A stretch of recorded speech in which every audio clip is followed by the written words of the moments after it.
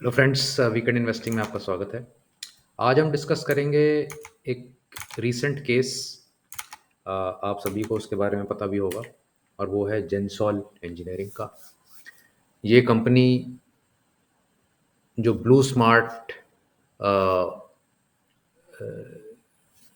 Taxis provide करती है, उसको ये लीज पर टैक्सीज देती है। तो उसी प्रमोटर की कंपनी है ये, जिनकी ब्लू स्मार्ट है। तो उन्होंने एक सेपरेट कंपनी बनाई हुई है जिसमें वो उन कैब्स को बाय करते हैं और उस कंपनी से ब्लू स्मार्ट को वो लीज पर देते हैं, ताकि जो लीज रेंट है सारा वो जेनसॉल में आ जाता है।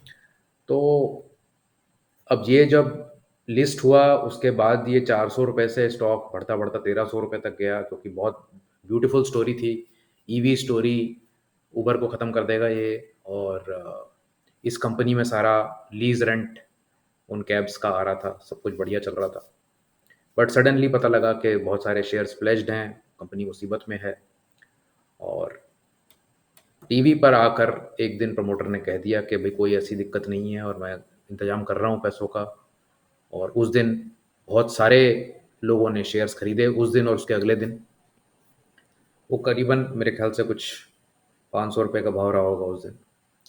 और शाम को पता लगा कि प्रमोटर ने अपने बहुत सारे शेयर और बेच दिए और उसके बाद ये स्टॉक धड़ाम से 200 रुपये आ गया। तो आप देखिए, 1300 रुपये से ये स्टॉक 200 रुपये आ गया।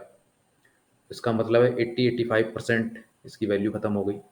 और जिसने कोई भी मतलब डाउट नहीं किया था प्रमोटर पे, कंपनी पे, उसके तो मतलब कपड़े फट गए।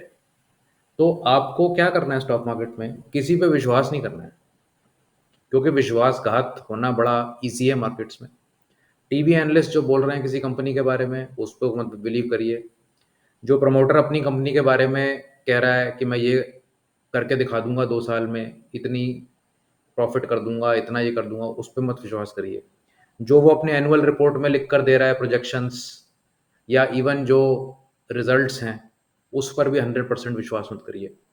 क्योंकि सबका वेस्टेड इंटरेस्ट है, सबका एक अपना पर्सनल प्राइवेट इंटरेस्ट है कि मुझे दूसरे आदमी को बेवकूफ़ बनाना है।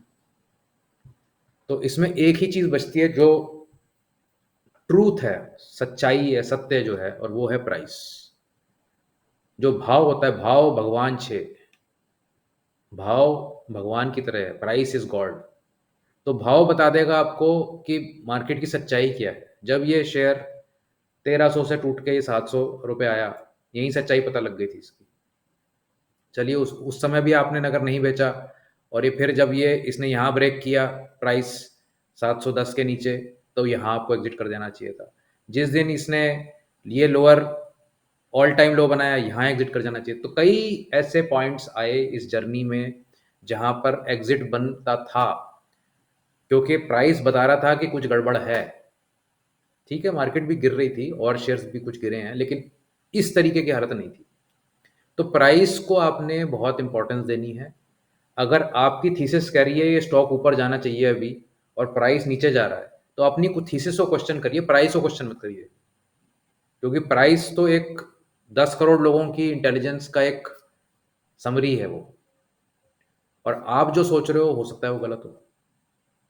तो ये सोचना कि ये स्टॉक 1000 रुपये का है, आज ये 225 पे है, तो मार्केट को तो पता ही नहीं कुछ और मुझे सब कुछ पता है, ये कितनी बड़ी अपनी ईगो की बात आप सोचते हैं कि मार्केट बेवकूफ़ है और मुझे सब कुछ पता है।